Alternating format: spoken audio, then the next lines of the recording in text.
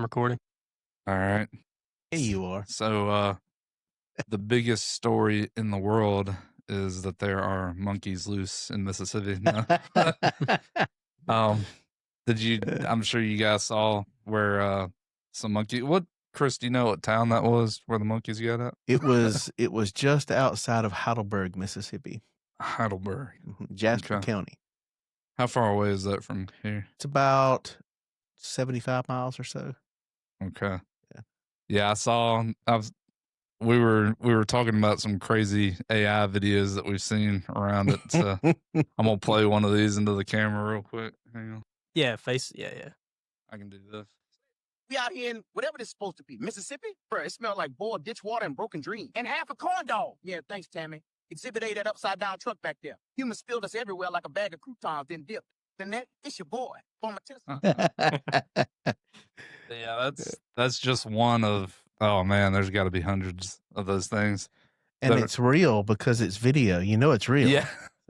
I don't know if I know I talked about this with somebody. I don't remember if we talked about it on the podcast, but what are we going to do in the future when it comes to like video evidence in court and nobody can tell if it's I think we talked about this just the other day. You're going to have another round of experts in these court cases that are there just to verify the authenticity of the videos. Yeah. I mean, Jack, our producer, is a cinematographer, so maybe they're going to start needing cinematographers to verify if something's authentic or not. I can't tell. I saw a video earlier. I can't tell. Yeah, I can't either. I mean, sometimes I can't. The only way that you can really tell is if it's something just so over the top and ridiculous. Generally monkeys can't talk that well. Yeah. And that's probably a clue there. Yeah. But typically on top of like an animal talking, there's an odd feature somewhere in there that, like a finger missing, or typically but if we get to the point to where that's no longer the case, then I don't know if it's not labeled. Of the funniest ones right now that I've seen are the videos where they have parrots talking and saying things that they wouldn't normally, but because parrots can talk. Yeah. Those are funny. Yeah, the parrot. I've seen a few of the parrot ones. Those have been good. And then speaking of the monkeys, though, I saw another video where he was like, "We're headed on down to New Orleans or Baton Rouge or something." And it's funny. And I may have my directions backwards. I don't know. Correct me if I'm wrong. But these test monkeys were coming from a lab in Tulane. Okay, I think that's right. They were headed to Florida, and I just don't know why they were that far north. Maybe I'm just not really familiar with where Tulane is, but isn't Tulane close to New Orleans somewhere? I thought it was. I think so. I don't know Louisiana geography that well, but I'm pretty sure it is somewhat close to.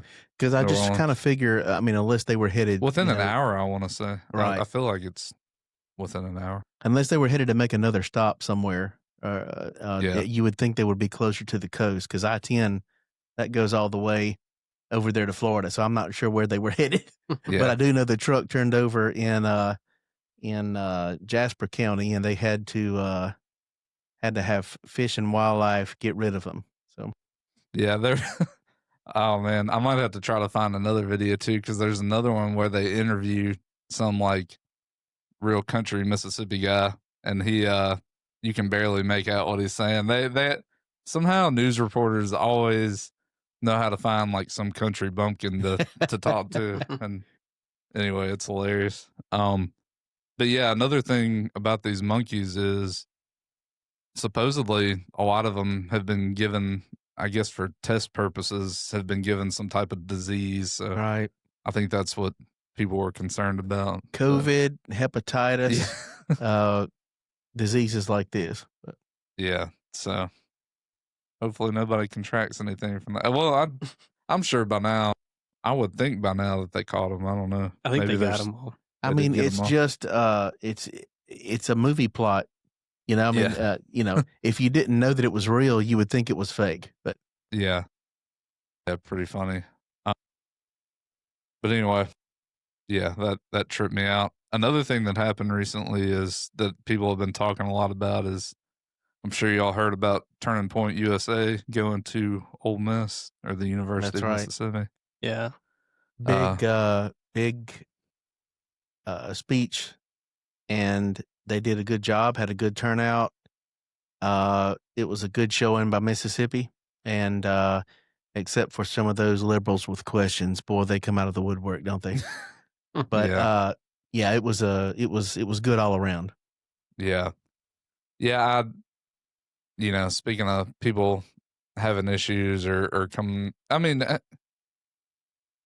obviously what people, those of you that have seen the footage, what people have been talking about the most is this, I guess, awkward hug between JD Vance and Erica Kirk. And anyway, people are saying, oh, she's not really grieving. She's faking, look at how intimate that hug was and that sort of thing. And that seems to have captured all the attention from that. So, Was that at the Ole Miss? as far as I know. Yeah, people, they never understand that, a lot of people's actions, every action that they have gets criticized and it gets critiqued. And you never know how people are grieving. It's really hard to understand how people take in information, how they psychologically and mentally deal with things that are going on. And it's just it's very hypocritical to talk about these things in that manner. You never know how you were going to act. Yeah. You wouldn't like it if people were criticizing you for the way that you handled yourself. So it's just, you got to give a little grace to people. Yeah. No, I imagine, are under the microscope a lot more than obviously the regular person. But, yeah, I mean, I agree. You got to give grace to people. But at the same time, it definitely, it looked a little strange. But, if they say there's nothing to it, then, why not believe them until something, until something happens that's proved otherwise. That's And right. even if something did happen, I mean, and I'm not excusing if people cheat on people or whatever, but it happens every day throughout society. People don't always have perfect marriages and perfect relationships. So yeah, it's just a trending topic that, I'm sure I don't know, maybe it'll die down, maybe it won't, but I've certainly seen a lot of videos on it. Because that's on top of all the other conspiracy theories that are going on about the assassination right now. Yeah. What are some of those conspiracy theories, just out of curiosity? Candace Owens is a big conspiracy theorist about things that are going on right now with TPUSA, and especially with Israel's supposed involvement in the assassination, how it was planned by Israel and that kind of thing. And I generally take the approach that the simplest, easiest, most likely situation, the most likely, what am I trying to say? The most likely scenario for what happened is what happened, and that is Tyler Robinson got aggravated at some things that he heard Charlie Kirk say. He got aggravated at some things that he had seen online that other people said that Charlie Kirk had said. He was dating a transgender, and he got mad, climbed up on a roof, and shot Charlie Kirk. That's what happened in a nutshell, and that's exactly what happened. Yeah, I mean, don't get me wrong. There are, sometimes there are authentic conspiracies that happen, but everybody always tries to turn everything into a new conspiracy theory. And I agree with you. I think this one was, I don't know, seems pretty face value to me. Then again, though, I haven't done any crazy deep dives into Well, you little have to details, but assume all kinds of things if you allow yourself to say that that's possible. Let's say that you agree that you think Israel did it. There's several things that you have to read into that. Number one, you have to say our government was okay with that. They were complicit because you can't tell me that if some kind of action like that was going on in the United States, that our intelligence wouldn't know about it. Mhm. And that would mean that they had to either allow Israel to do that, or they now know that they did it and are doing nothing about it. Both of which I believe are asinine to believe. yeah. So- Yeah, I mean, don't get me wrong. I know he talked about a lot of I don't know, controversial topics, but I don't see how he ever would have been considered a big enough threat for the government to get involved and say, "Hey, we got to whack this guy." Sure. It does seem a little far fetched, but not to say that they haven't ever done anything like that before. But yeah, I would hope that's what happened in his case. But um, yeah, it's a shame too, though, that image between Erica and Vance caught so much attention because that's pretty much the only thing that I've heard of from that entire, I don't know, from that entire event. I don't even, know what the rest of the event was about or what they talked about because all you hear about is that photo, or I mean the moment between, Sure. them. Um, did you watch any of it or read anything? I saw a about it? little bit of it. It was good. In fact, Jack, the cinematography and the lighting and all that kind of stuff was very good at the event. The sound was good. The event venue was good. What I heard of Vance's speech was good as well. If something doesn't happen in the next several years, I believe you're looking at our next president. In fact, I hope that he is. I believe that he's your president, and if nothing else changes, probably Rubio is a vice president candidate. And Marco Rubio. mhm. I think that they would be the most logical choices for the GOP. Now, there will be other people run. There will be people trying to primary Vance, I'm sure, but you're going to have to get someone fairly dynamic on the Democrat side, and I don't believe that that's going to be Kamala Harris again. They don't understand that word dynamic. That's right. But they'll have to get someone who can stand toe to toe, especially in their presentation of their ideas, as good as Vance is. Vance is very good in front of a camera. Vance doesn't get rattled at hardly anything.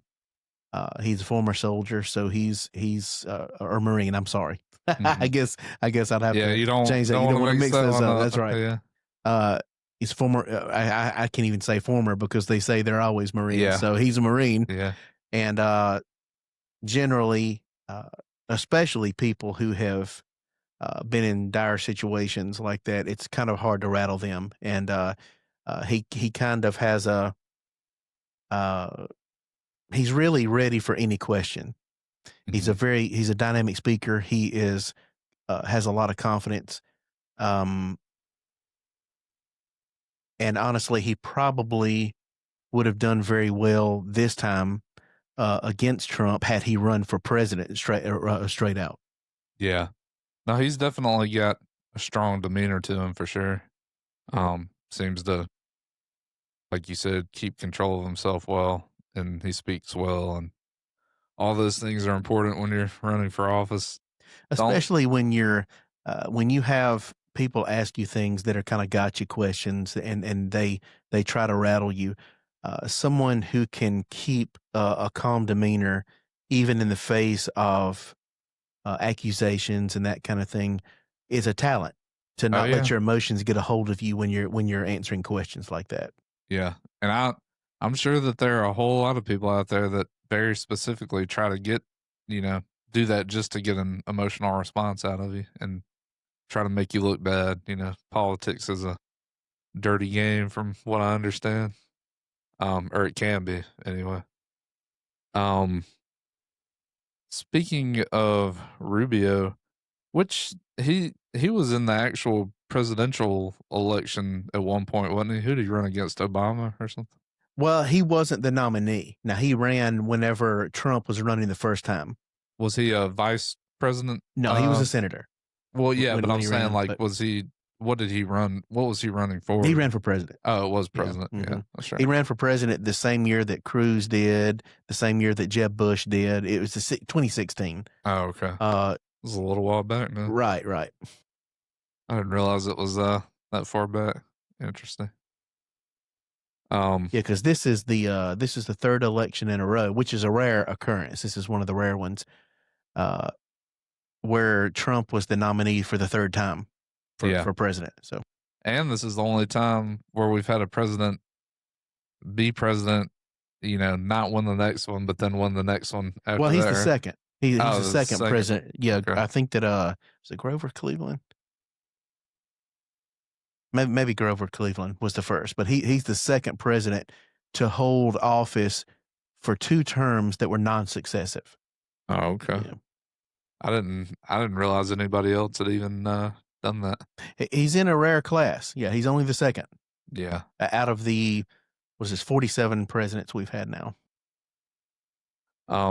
Then another thing that I heard recently is that, well, I'm assuming it was today. It sounds like Dick Cheney passed away. That's today. right. Earlier this morning. That's right. Yeah. Or at least we were notified earlier this morning. I'm not exactly sure when he died, but very recently, in 24 hours for sure. Yeah.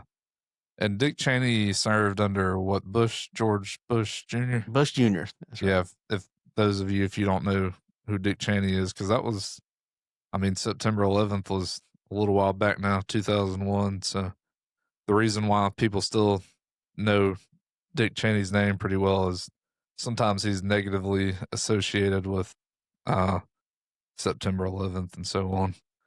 I never dove deep into whatever conspiracy theories are there, but somehow people give him a lot of the blame for I don't know, some of the events surrounding Dick Cheney September was 11th. a former executive with Halliburton.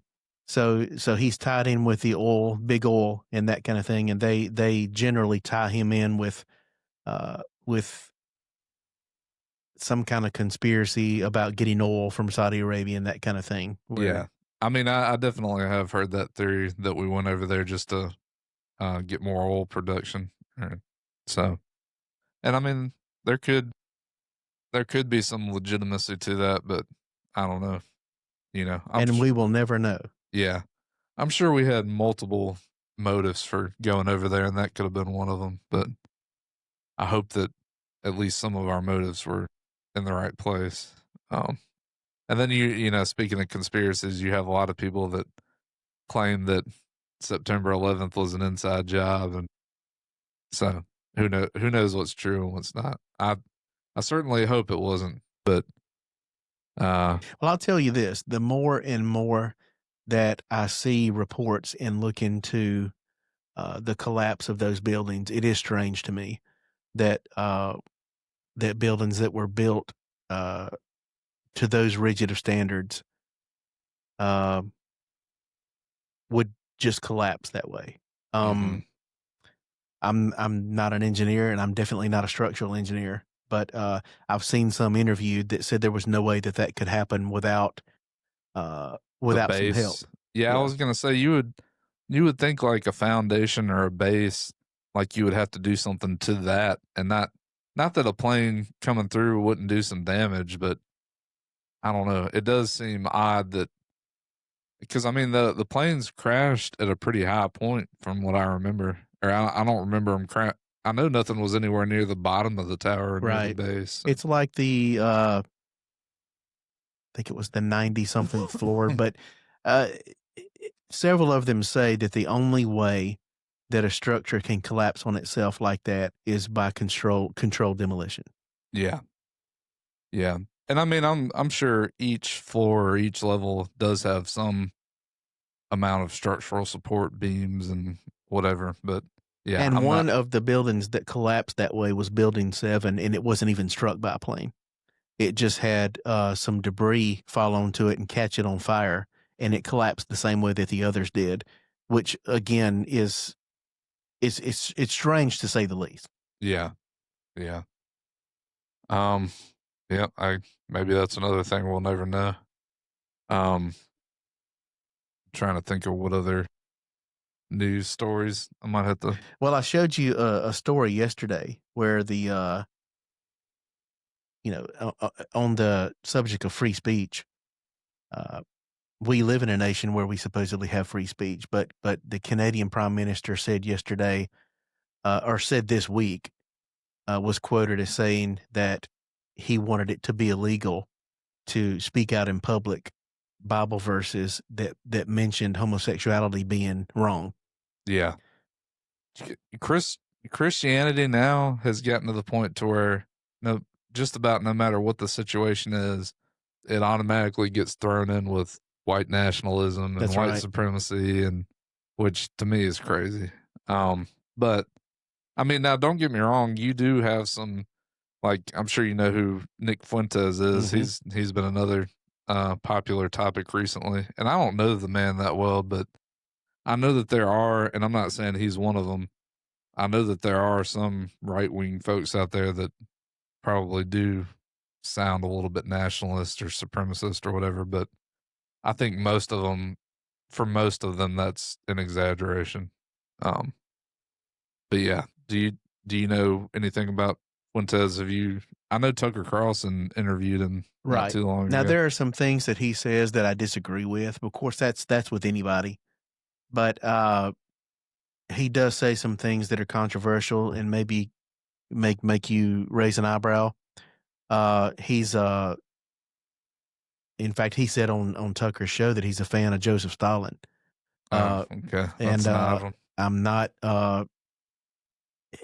They said they were going to come back to the subject, but they never did on the interview. I was kind of interested in finding out, before I made a judgment, why he said he was a fan of Stalin. There are other places that he is accurately quoted as being a fan of some of the things that Hitler said. Regardless of what it is, it's probably not a good idea to say that you're a fan of Hitler in any way. Yeah, But again, before I made a snap judgment, I would want to know what he meant or what he was specifically talking about, before I said this guy's crazy, yeah, but again, I'm only familiar with him as I knew he was a controversial subject. And the first time I saw him mentioned was when he was on the news that there was a gentleman that came to his house really looking to kill him and was unsuccessful. The cops got there and they were able to get the guy. But other than that, that's really all. I do know that he's a popular figure. People were criticizing Tucker Carlson for giving him a platform on that interview that he did. However, people really described it as Nick Fuentes giving Tucker Carlson a platform because he had so many views of that video. There were, in fact, I sent you some numbers. In 2 days, there were over 4 million views of that interview just in 48 hours. yeah. And none of Tucker Carlson's other videos had anywhere close to that viewership. Yeah, I'll tell you what too, something that I've noticed about YouTube and TikTok and whatnot since we've been doing this is it does seem like if your video doesn't take off, I mean, not to say you won't get some views later, but the algorithm definitely picks up on the quickness with which your video is being watched and shared and liked. So the quicker that people continue to watch it, the more it's going to go up in views really fast. So in other words, what I'm saying with that is if your video goes hours where it's only got a few views, it's pretty much dead for the most part. the only way it's going to go viral or do well is if a bunch of people react quickly to it. I don't know exactly how the algorithm works, but the first hour is critical, like really And important. there are some other videos that are getting huge views, and that's just people giving their opinion of the Tucker Carlson interview. Yeah. And that's Yeah. it's crazy that this guy, he's in his 20s. I think he's I think he's in his 20s. Is causing this much controversy and division right now in the GOP. It's really kind of like people are choosing a faction. You know, you're either Mhm. on the side of the Republican party that just hates Nick Fuentes, or you're on the side that likes him. And it's kind of strange. A strange, I don't know, strange things going on in the Republican Party right now as far as politics goes. Yeah. Yeah, I would, to me, what it feels like to me is just that the right is inching more to the right and the left's inching more to the left because we've got the mayoral election in New York today with Zoran Mamdani expected to win that, and he's a self-proclaimed socialist.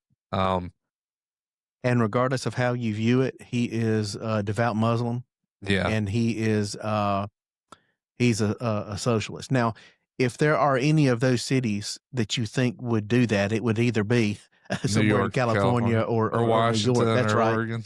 Yeah. But Yeah. for a city to out and out elect someone, and again, you can view it however you want to. I mean, we can worship how freely how we want to, and I like that in America, of course. But for a devout Muslim who describes himself as a socialist, as to be the front runner and presumably going to be elected, it's strange. Just being a few years removed, I say a few, just a couple hundred from our founding to where we are now. It's strange. Yeah. I think, and I'm not saying this is the only reason, but I think the reason why a lot of New Yorkers like him and are sort of fed up with some others, it sounds like he's talking a lot about intervening with housing and things of that nature in New York. And to be fair to those of that opinion, their real estate and housing costs are, as far as I'm aware, ridiculously Sure. high. So, you know, to me, that's not an excuse to take such a dramatic move as to elect somebody like him. But I do understand if you feel like you're getting squeezed so much, like, well, we've got to, you know, find a solution and bring down housing costs. But I think with places like New York City and Los Angeles, I think that people don't realize that a big part of the problem is that you've got so many people congested in such a small area. It's like, That's right. you don't want to, it makes me feel like Texas. I don't want to encourage New Yorkers and Californians to like flee to southern states, but The I mean, average, to your point, the average cost for a studio apartment that is between 400 and 550 square feet is a little over $4,500 a month oh, yeah, for between 400 and 550 square feet. wow, yeah, I guess New York City is a good example of just hyper. The only word I can think of is gentrification. Just like it shows you what happens if a spot becomes so business oriented and industrialized that, yeah, it makes property values go absolutely bonkers because you're not necessarily only competing with other residents and people trying to find a home or an apartment. You're also competing with big corporations that need more office Right. space and that sort of thing. So It's also strange to me. I mean, there's always, there's some phenomena that want, people want to go where they think the action is. And, there's all kinds of different reasons people want to go congregate in places like that. But you gotta, you know, you think about it this way, all they would have to do is probably go, what, 30, 45 minutes away from where they are, to live in a different, sub area of the Mhm. city. And there's no telling how much break they would get on what on you know I don't know. I never have understood that mentality. I've never wanted to live in a, you know, concrete jungle as they call it. Yeah. I always enjoyed living, even here where we are in a much smaller city. I'd much rather live out in the suburbs than I would. I never have understood, like what is there 10 million? How many people live in New York City? 10 I million? would imagine it's something like that. I want to. The last time I looked, and this could have been years ago, Los Angeles County was like 7 or 8 million, but I imagine both of them are higher than that now. Now, granted, I've heard news stories over the years saying that, a certain amount of people have gone to Austin, Texas, and Nashville, and Florida, and so on, but I don't know that that's made as much of a dent as people claim it's made from. 8.4 million in the 5 boroughs of New York City. Yeah, so still a lot. And now there are a lot of people suggesting that if Mondami gets elected, and I'm sure he will be, it sounds like they're saying they expect something like over 1 million people to flee the state. So, Dang. yeah, we'll see what happens. I don't, nobody can say for sure what'll happen, but it's going to be interesting to see how that plays out. Just for reference, 3 times the number of people live in New York City than live in Mississippi in the whole state. Wow. Yeah, that's a pretty crazy statistic. Trying to pull my other notes back up here. Let's see.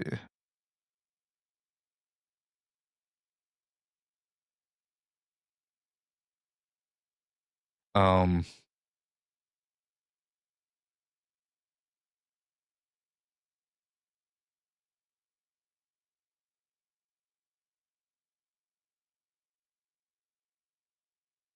oh, I was in the wrong conversation. And in our least populated state, which is Wyoming, a little over 500,000 people total in the state. It's Wyoming, really? Yeah. I would have thought it'd be like Alaska or something. No, it's Wyoming is our least populated state, just over 500,000 people total in the entire state. Huh. I guess I can sort of see that simply because Alaska's at least got a lot of coastal area. And Right. Wyoming's kind of enclosed in the There's United there's States. much more employment in Alaska than you would think. And also you can't go by map size when you look at that. Yeah. It's incredible.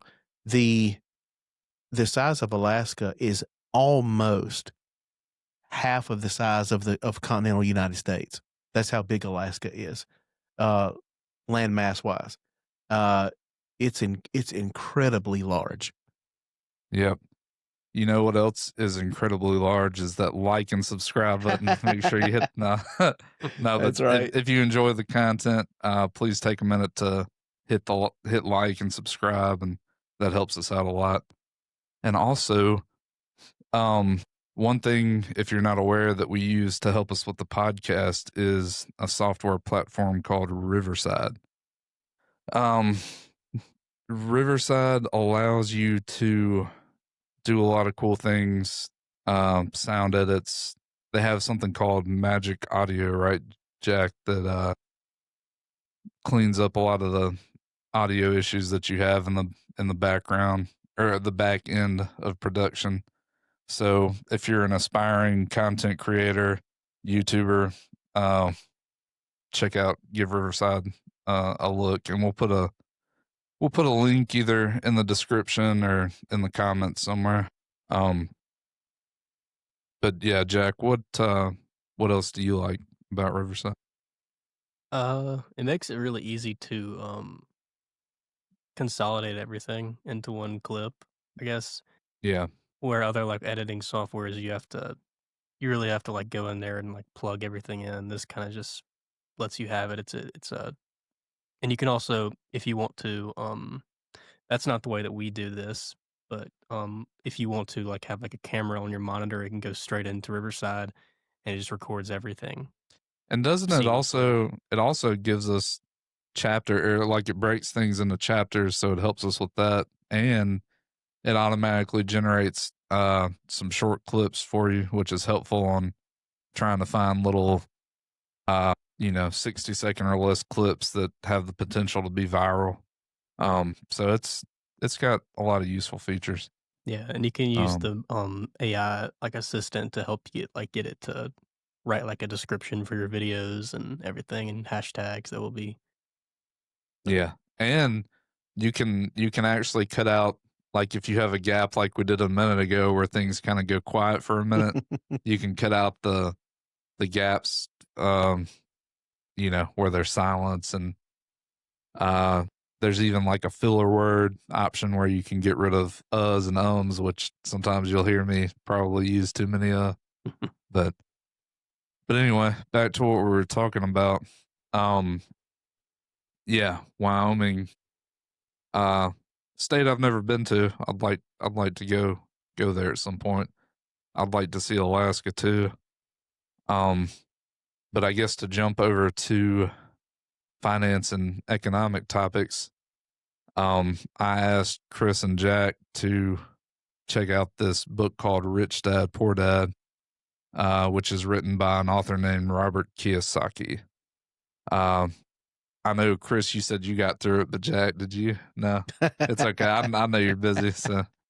But yes, Chris, since you got through it, what'd you think about that first 25 minutes? Oh, I have to do the book report because I actually listened to it. No, I thought it was interesting. It headed off in a direction that I didn't know that it was going in. From the very beginning, I didn't know that he lived got to live in proximity with two dads. I didn't really understand from the title that was the direction he was headed. I just thought that he was going to describe, rich people and poor people. Yeah. But he does come at it at a unique perspective in that he was able to grow up with those two examples. One that he described as a good example financially, and one is kind of a bad example. I will tell you this. I think that, of course, with anything financial, you're going to have some overlap with other ideas from different people. That's naturally the way it's going to be. I do think that some of the ideas about being motivated to learn more about money and how to make it work for you, that kind of thing. I do think that I heard similar ideas in a book that I read one time, How to Win Friends and Influence People. Yeah, I've heard If of I'm that not one. mistaken, I probably think that he probably drew some from that book in his own learning, probably. Now, I haven't got that far into the book yet. We're only about 25 minutes into the audio of it. But if I had to guess, I bet that played a role in his learning. Yeah, and tell them what happened, like somewhere close to that 25-minute marker. Tell them what they were trying to do. Yeah, he goes into a story about he and his friend. I think they were 9 or 10 years old, and they got motivated to start their own business. And they, at that time, toothpaste was sold in metal containers and not plastic. And they asked all their neighbors to give them their toothpaste containers when they were through with them. So they had a bunch of them, and they melted them down and actually took a real nickel and made with the lead. They made fake nickels from a mold. So what's the word for that? Yeah, they didn't understand what counterfeit was, but they did before the story was over. Yeah, they were printing money, which is They were manufacturing nickels. Yeah, which is something that the government does, but they don't get blamed for it. That's Why right. why can't That's we do right. it? No, I'm just kidding. But yeah, no, and it's a funny realization that they came to really fast, which is that I mean that now granted, it's obviously a little bit more complicated than that, but basically that is what the US government does. It's just that because they have authority and a military to back them up and so on, they can do that and the regular person can't. But That's right. I mean, it's a simple example, but ultimately, you know, You know it's what's something that is, you know, love him or hate him, Ben Shapiro is very smart, and he has some good ideas about how the government is run and that kind of thing. And one of the things that he has always said that resonated with me was just exactly kind of what you said, is that not that the government wants you to do these things, that they can compel you at the point of a gun. mhm, That's what a government is. Not only do they have rules, they can force you to live by them. And mhm, we often, especially here in America where it's comfortable to live, forget about things like that. Uh, we all have the attitude, and normally because it's that way, that people just go along with whatever the rules are. And normally, in a normal situation, they will. However, if you don't, they have the force, like you said, to back up and make you live by those rules, even if you don't want to. mhm. So, Which is a reason why I'm, a very big proponent of the Second Amendment. Although, you know, the government has technologies that are so sophisticated now. Yeah, there is an argument to be made that guns alone aren't enough, but something's better than nothing. And in my mind, the last thing that we want to do is ever give up our firearms, what little bit of defense that we do have against tyranny.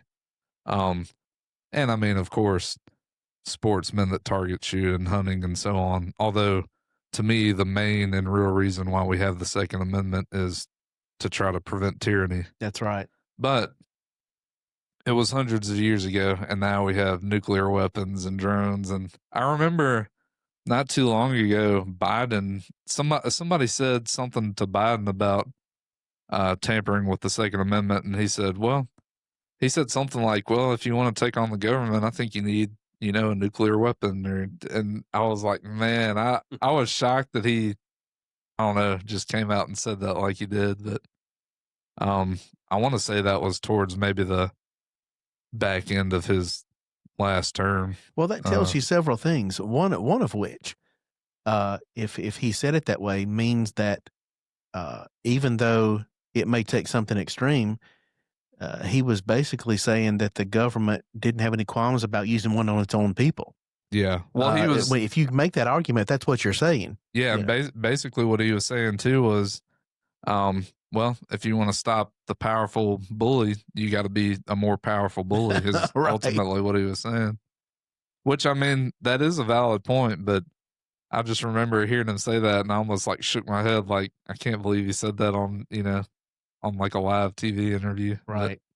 back in the day, I feel like politicians shied away from making any kind of statements like that. But I guess we're in a new era Well, now. truth be known, before they got out of the interview, he didn't remember he said it. Yeah, So, yeah, I was trying to think of something funny, but yeah. I'm sure he forgot about it later. But yeah.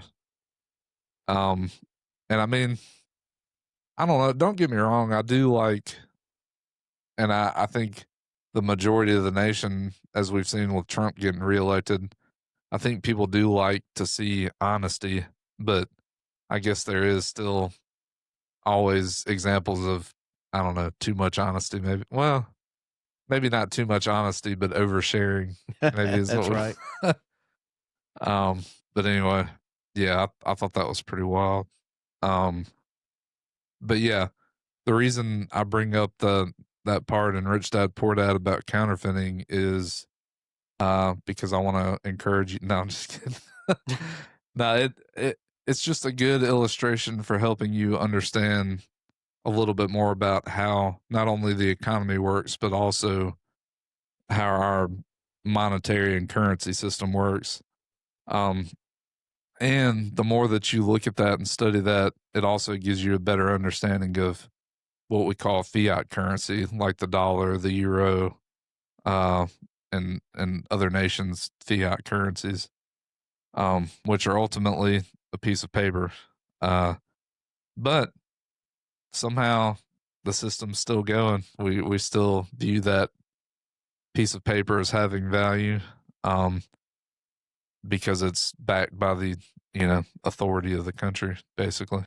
And I am interested in getting a little bit further in the book and seeing what these ideas are that he presents, because uh, I do know that just like anything else, it is all about a mindset of how you think about certain subjects, whether it is money or studying the Bible or any other subject. If you're coming at it from the right viewpoint, it changes the outcome. And I do understand, especially now. I have never been, I'm definitely not into investing in that kind of thing like I should. I'm not into retirement plans and that kind of thing like I should be. Uh, and I know definitely you are bigger into those things than I am. However, I can see where having the right mindset about money and how to build wealth instead of building wealth for someone else would be more beneficial. Yeah. Yeah, it's a learning process. Um it takes some time to, you know, I've said plenty of times before how many hours I spent studying these things, and I don't I don't even know that I would ever, in fact, I probably would not advocate for anybody to spend as much time as I've spent on the topic. If you read things like Rich Dad Poor Dad and the other book that you mentioned, I would say that just reading those things, if you pay close enough attention to them, will teach you a lot in a much shorter period of time as opposed to what I spent on the topic. I think that there are some legitimate, good, and useful shortcuts that you can take to absorb a lot of the information that I've learned over the years. And I think Rich Dad Poor Dad's a good one. Another book that he wrote is called The Cash Flow Quadrant. That's a really good one. I would say just reading those two books makes up, I mean, it's got to be at least 20% of the knowledge that I've accumulated just in those two books. Now, neither of those books really breaks down specifics of the stock market and that sort of thing, but they talk about things in a way that start to shift your mindset, because even though people think about the difference between poverty and wealth as being a direct monetary and asset thing, which it is, but the biggest the biggest thing that helps you change your mindset is, well, I mean, the Well, one of the things that changing came your out. habits isn't gonna, sorry, but No, changing no, your no. habits isn't going to happen until you first are able to change your mindset. We're taught to be in a poor mindset, in a poor man's mindset. Um, school and society doesn't teach you anything about how to save for retirement or build your wealth. But what were you No, I was saying? going to say one of the first things that he brought out as the book started was about the mindset that he had a dad that described his family as being poor, and that's just what they were. And he had his other dad was always looking for solutions to that. It wasn't a permanent state that they had to stay in.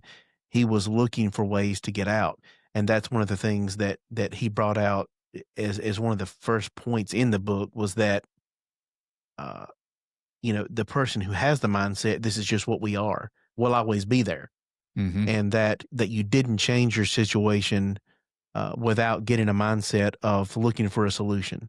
Yeah.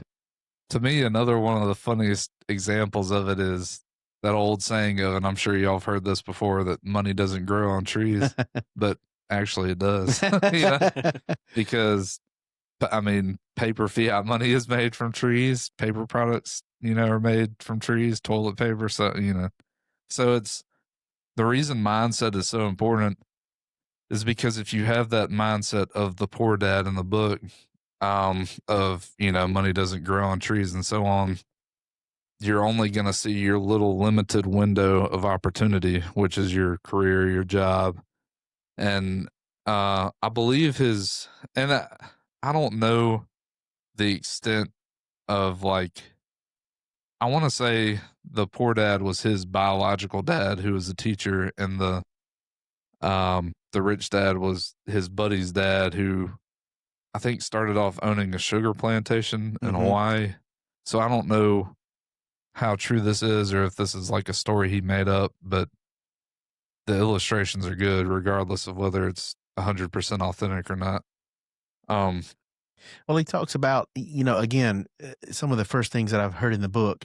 He talks about having a mindset of most people having a mindset of, and I forget the actual words he used, but you go get a paycheck, mhm. invest that money, or save it in a retirement fund, that kind of thing.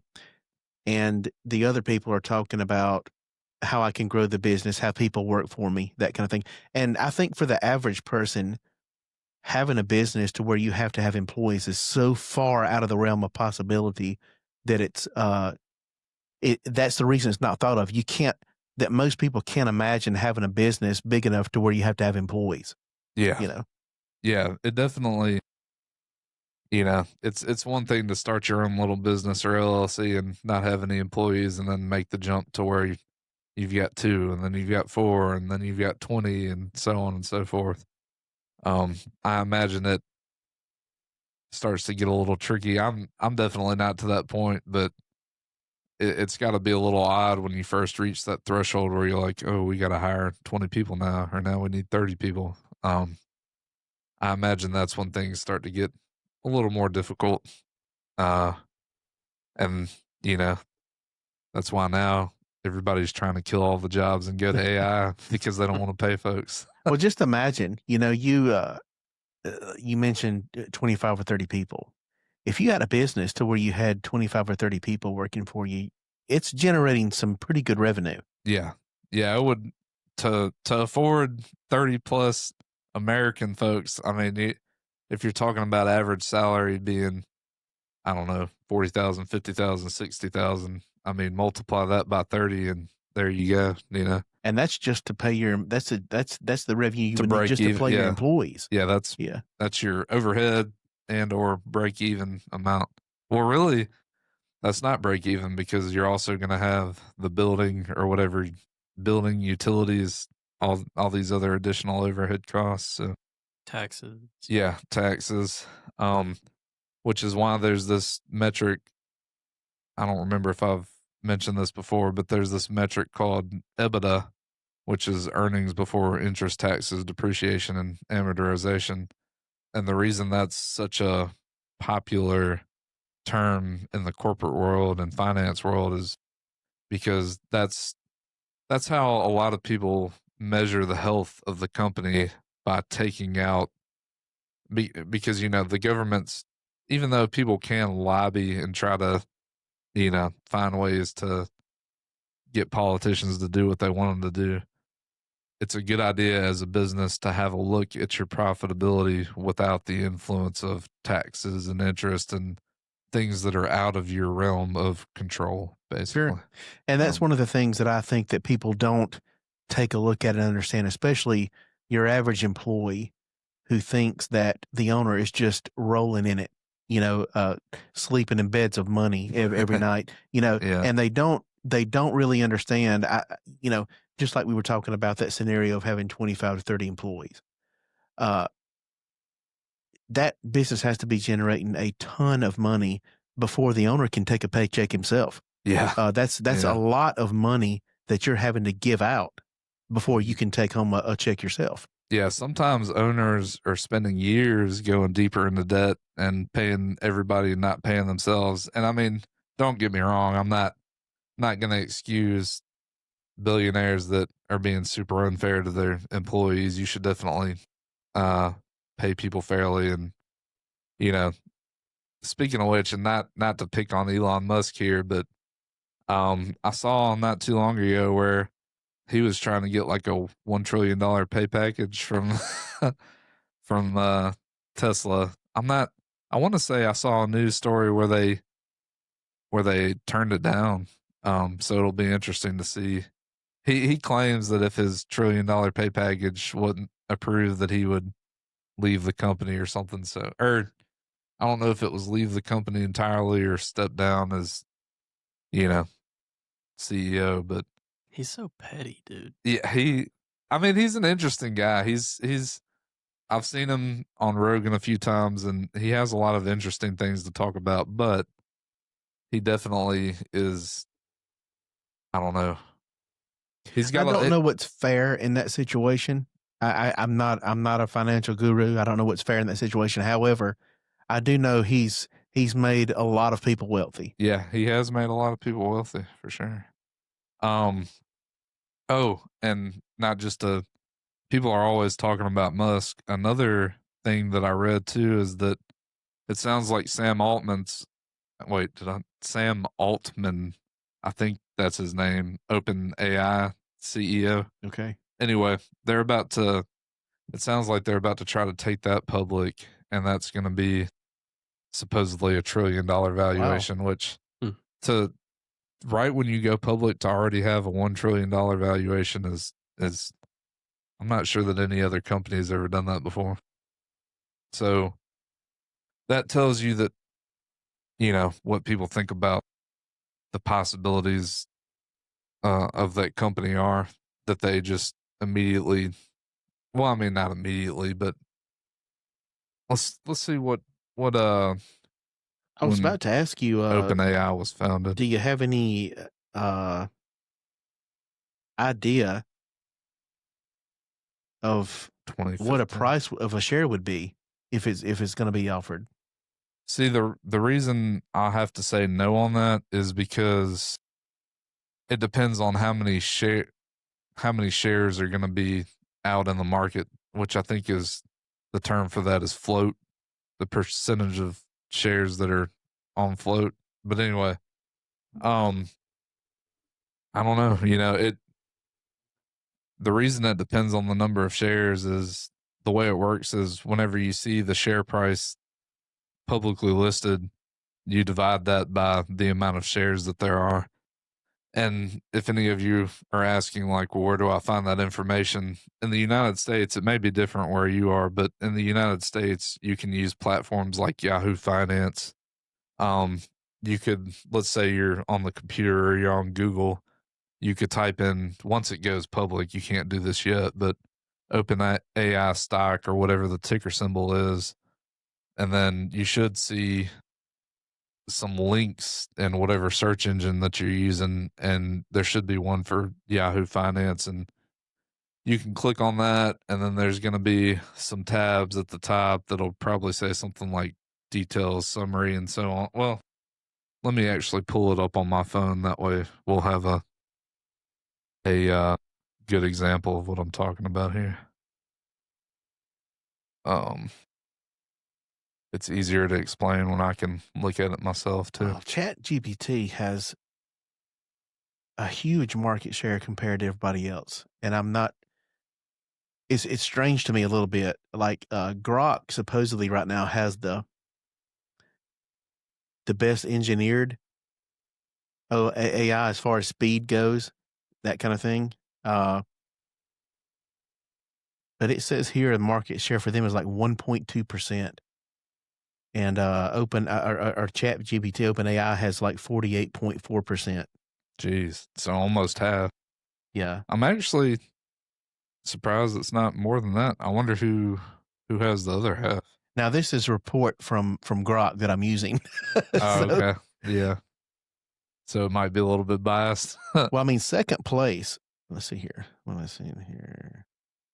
I'm sure any AI platform is going to have a little bit of bias baked in there because ultimately humans design these things, so um but yeah, going back to Yahoo Finance and how you can look up some of this information for yourself. If you click on the Yahoo Finance link after typing in whatever stock like for this example, I'm using Columbia Banking System, and that ticker symbol is COLB. So you would type in Kolb ticker or Kolb stock, and then you would click on something up at the top called statistics, and it shows you things like revenue, revenue per share, EBITDA, net income. And if you scroll down far enough, there's something called shares outstanding and implied shares outstanding. And so basically, once something goes public, if you want to, you can come back to Yahoo Finance and take a look at shares outstanding and multiply that by um whatever share price you see. I guess I hope I'm saying that right, but yeah. Yeah, Yahoo Finance, I'd encourage you to use that, especially if you don't have a stock screener when you want to look up some information on these things. Although I personally use a stock screener. I use one called, actually, I'm forgetting everything today. My short term memory. I use a stock screener called Simply Wall Street, which is really useful. It can help you find some of these things much faster than something like Yahoo Finance can, or it shows you a better breakdown and illustration of the type of statistics that you'd see on something like Yahoo Finance. So yeah, pretty useful tool. Um, how did we? What were we talking about before to even get on this topic? We're talking The about $1 trillion yeah. valuation. Yeah. I have a question actually. hmm The post that I sent you last week about like the bubble, the AI bubble. Can you talk about that? Yeah. Or like, are you asking me why we're in an AI bubble or why people say that we are? Mm-hmm. Yeah. So to me, what that usually means is just that the market is overvalued. Um, and even though AI is getting a lot of that attention right now, from my perspective, I view a lot of the market as being pretty overvalued. Um, and if you had the question of, well, how do you know whether or not it's overvalued? There's this metric called the PE ratio. And before anybody gets on to me, this isn't the only metric for valuing a stock, but what PE ratio stands for is price to earnings ratio. So it basically the way it works is whatever that number is what you're paying times next year's earnings for the stock. So let's say a stock has a PE ratio of 10. That means, and this is like an estimation, but that basically means estimated you're paying 10 times next year's earnings for that stock. Or if it's 20, that means you're paying 20 times next year's earnings for that stock. So just like a regular product or business in the out here in the real world, the physical world, um, you're always going to people always try to sell things for a profit. So the reason why those shares always trade at a premium to what their actual inherent valuation would be is so, because you're always trying to make a profit. You're always trying to sell things for more than what you paid for. And it's also because generally speaking, if a company's healthy and doing well, future revenues and net income is, you expect it to be higher than in years prior and in quarters prior. So you assume that profitability from quarter to quarter is going to sort of stair step, get a little bit higher, a little bit higher. But that's also, you know, going back to how we were talking about New York earlier, that's how part of how New York City has gotten unaffordable is it's good for economies to advance and for businesses to do well, but eventually if there's too much of it in a small concentrated area, it becomes more affordable or unaffordable for And it's supply and people demand, right? I mean, if yeah. you have 8.5 million people wanting to live there, you can charge more for your apartment prices. You can't. That's a reason that there are no $4,000 apartments here in Jackson. Yeah. Speaking of which, does anybody off the top of their head know another AI public company? Because Chat or OpenAI isn't public yet. I guess we could look at maybe Microsoft or Nvidia. Nvidia would be a good one. Let's see what Nvidia is sitting at now. Yeah, the other day I want to say it hit 5 trillion, but today, as of the close of the market, it looks like it's at 4.83 trillion, and the PE ratio is 56.55. So back to what Jack was asking, um, or you were asking for me to explain what the AI bubble means. So I was explaining a minute ago that PE ratio means that you're paying, this number of times next year's earning for the stock. So that basically says right now, if you were to buy Nvidia shares, you'd be paying, if you round up, 57 times next year's earnings. So basically, to simplify it, that means that if revenues and earnings stay the same, that you would basically be potentially waiting 56 or 57 years to make your money back. Is what that's a better illustration of it. So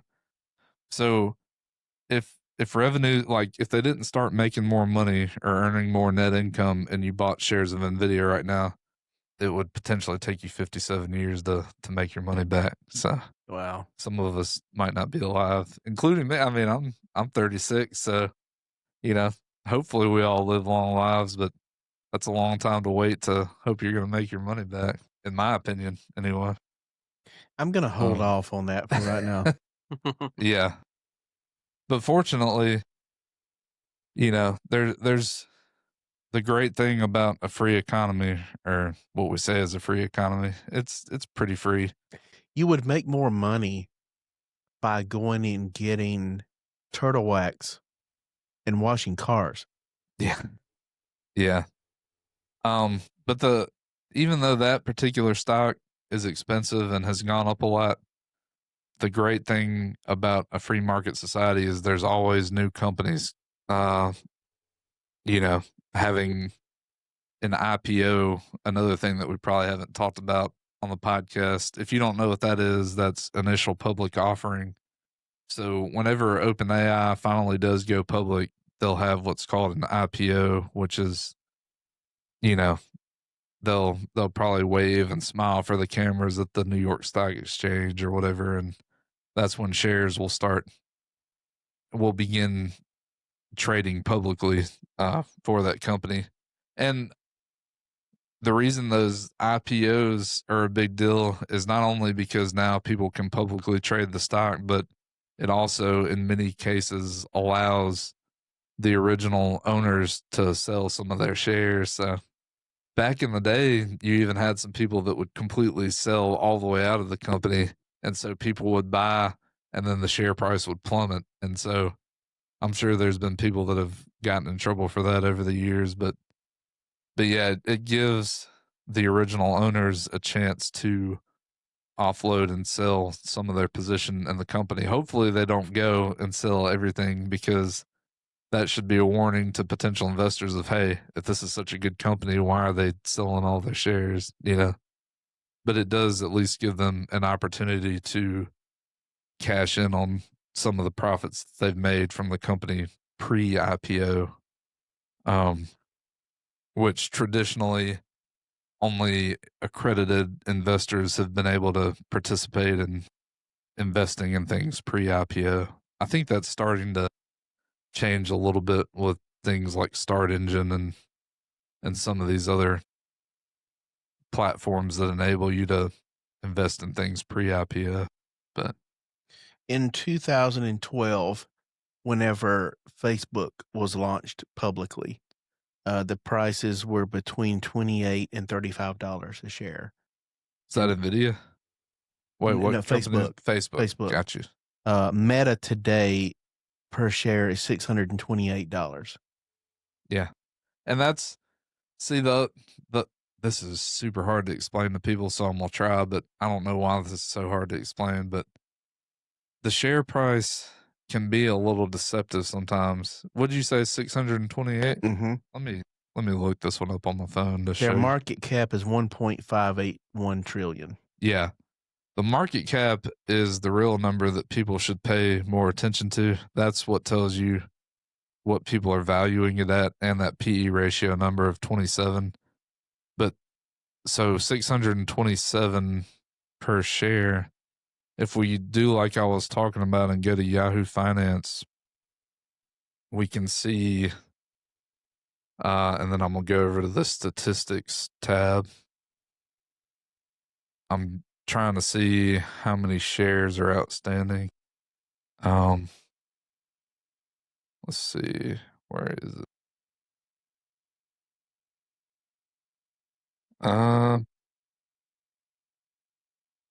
Yeah, shares outstanding, 2.18 billion shares outstanding. Well, there's one section called shares outstanding, and there's another one called implied shares outstanding, and that's 2.52 billion.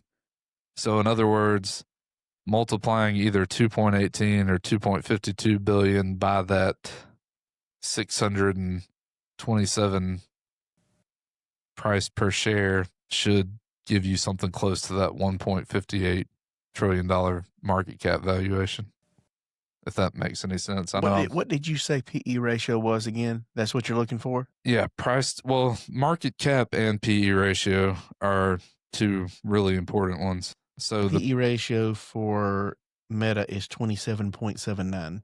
Mm-hmm. So that means for one share of Meta, you are paying rounded up to 28 times next year's earnings. Oh wow. Which is still seems kind of pricey, but significantly cheaper than Nvidia that we were talking about before, which was 50 something PE ratio. And to give you an idea, if you're wondering like, well, what's a normal PE ratio? Back in the day, people would have even said a PE ratio of 10 is too high. And now we're seeing PE ratios of 27, 28, 50. At one point, Tesla had a PE ratio of like 200. So wow, we're seeing valuations that we've never seen before in history. And so that's where this whole bubble thing comes in, is that in the past, not saying history always repeats itself, but sometimes it does. And in the past, when the market would get too high, it leads you to believe that eventually there's going to be what we call a correction or a crash, which would mean that everything comes plummeting down to a certain extent. You know what the PE ratio for Nvidia is? 50 something? 75.42. See, now what are you looking at where it says 75? PE ratio, what it says, TTM. No, but I'm saying like what Just web Grok. browser? I just looked up Grok. Yeah. Okay. Huh. Because when I was looking it up on Google, I think it said something slightly different. Let me see. So yours said that it's even higher than what Google was saying. Mine says, well, Grok says as of November the 4th, 2025. Which is today. Okay. Maybe Google's a little bit behind because Google says 56 and Grok says 75. So I would assume that Grok probably has the more refreshed and immediate information. So I would imagine that Grok is probably more accurate than Google. Market cap here says 4.92 trillion for Nvidia. Yeah. So anyway, Google says 56, Grok says 75, but either way, they're both high. Yeah. Yeah. Who's got 56 years or 75 years to wait to make their money back? But well, I mean that, and the reason why I say if revenue and earnings were to stay the same, that's not to say that a company can't continue to grow and generate more income, and you could feasibly make your money back sooner than that. But it's safe to say that right now Nvidia is not hurting for money. No, they are. I mean, if you choose not to invest with Nvidia, they're not going to go under. No. But I mean, if all of their shareholders decided to liquidate their shares, the price would drop significantly. Sure. But I don't think that's going to happen. I would imagine that since it's as high as it is, some of the owners are going to liquidate some of those shares just to cash in and pay themselves. But yeah, really, or mainly what drives the share price up and down is how many people are, it's supply and demand, just like everything else. If there's more buyers than sellers, stock goes up. If there's more sellers than buyers, stock goes down. So that's, to put it simply, how it works. Sure. Um, I wonder how, just out of curiosity, they have a huge market share. Nvidia. Yeah. In fact, one place I looked said like 90 to 95%. And I assume that that means of whatever business they're in, that's how much of the share of what they're producing that they own of the business, right? Or they own of the market for their product.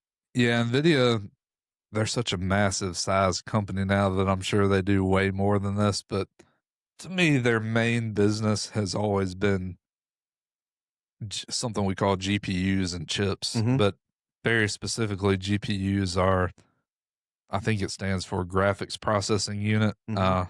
Those of us that, I'm not as much of a gamer as I used to be, but those of us that do like video games, the reason Nvidia and another company called AMD originally came about is really they were, a big part of their business was selling GPUs to gamers to play video games with better graphics. Sure. It has a lot to do with what you're seeing on the screen. Yeah. And then somewhere along the line, somebody discovered that, hey, these are very useful for machine learning. And that's the minute that people made that conclusion is when NVIDIA just started going to the sky. Well, my question about that is generally a company doesn't have to get near close to that in market share before they're considered a monopoly.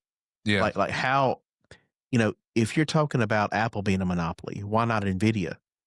They they probably pretty much, I mean, they have some competitors out there, but they certainly are, as far as I'm aware, much larger than any of, let's see what A let's see what And I know they're an AMD's were. international group, but we control what is sold here in the United States.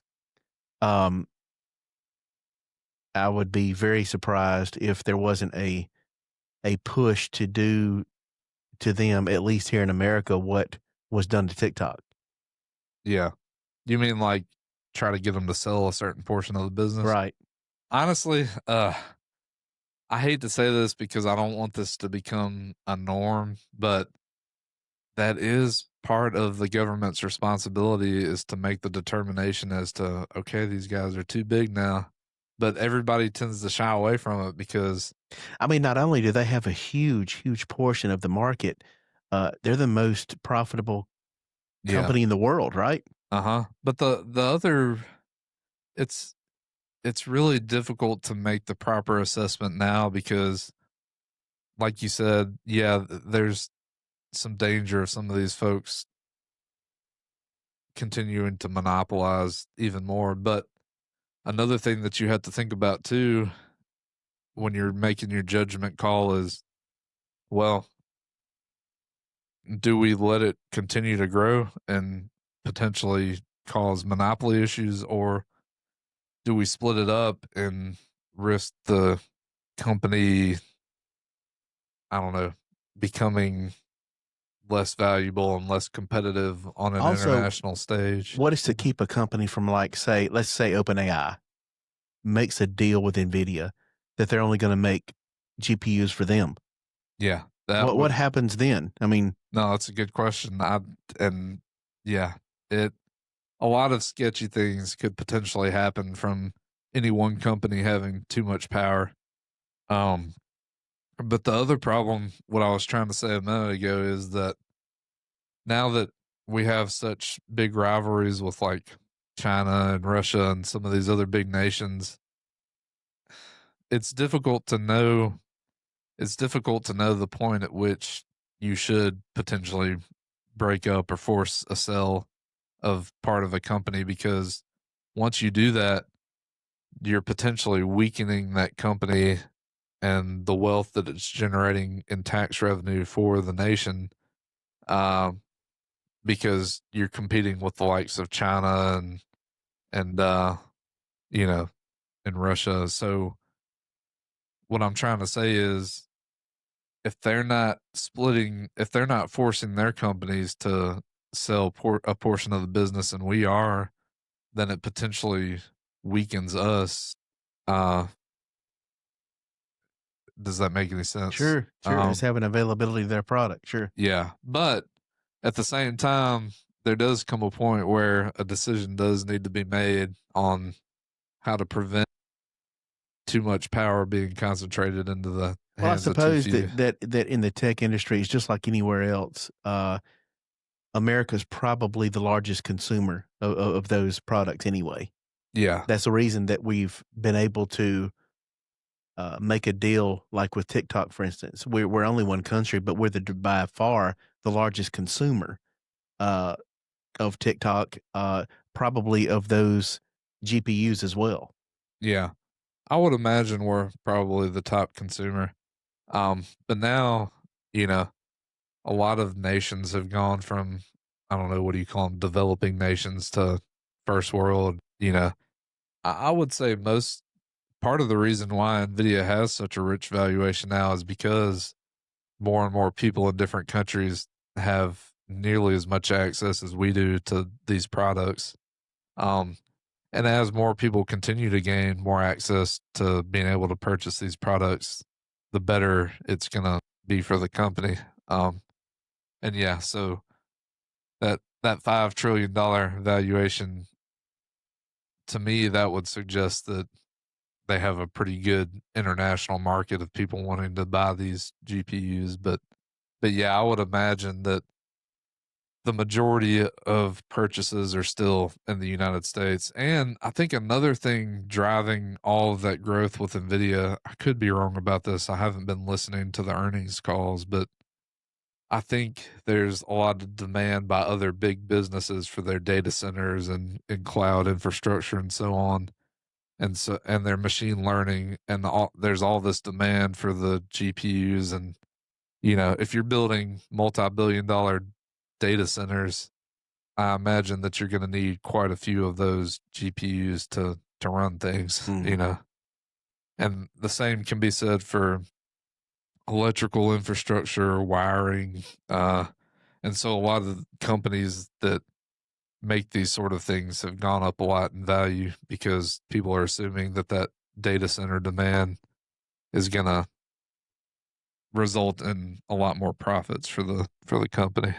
Um, but yeah, that Jack Jack originally just asked what the AI bubble is, so I feel like we went into a super long discussion after that, but hopefully that gives you somewhat of a muddled idea of what it is that means.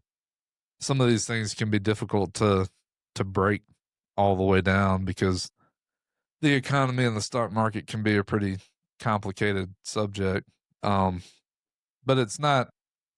I try to help encourage people by telling them that like it's not nearly as complicated as people make it out to be. It's really just it feels like you're getting shotgun blasted with I better be careful what I say, but it, it feels like somebody's just tossing a bunch of information out at you, and it is a lot of information, but fortunately it's even though it is a lot of information, it's not something that you have to be a genius to pick up on and understand. Um, it's not the type of stuff that Elon Musk does. You know, you're not talking about rocket science. These are topics that if people study them, anybody can learn. So, Sure. at first, when you get started, it seems like an overwhelming amount of information, but as you do some of your own research and study, it gets easier. Whereas topics like rocket science and none of that stuff gets any easier. I don't imagine, um, but yeah, I hope that was. I don't know if I've just made y'all more confused or if that or if that was good example and illustration. But um, hey, what time are we at now? 125.